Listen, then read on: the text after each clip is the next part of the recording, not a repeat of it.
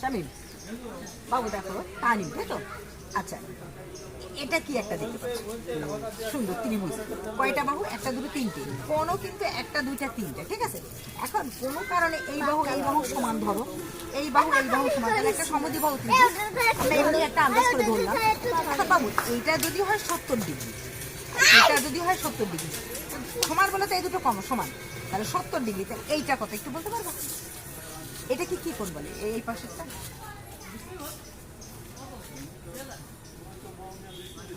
এটা বহিস্থ কোণ।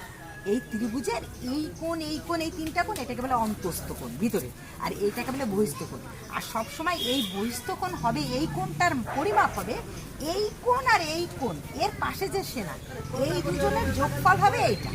তাহলে এটা তো 70 তুমি জানো, আর এই 70 140, তাহলে ত্রিভুজের তিন কোণের সমষ্টি 180 ডিগ্রি।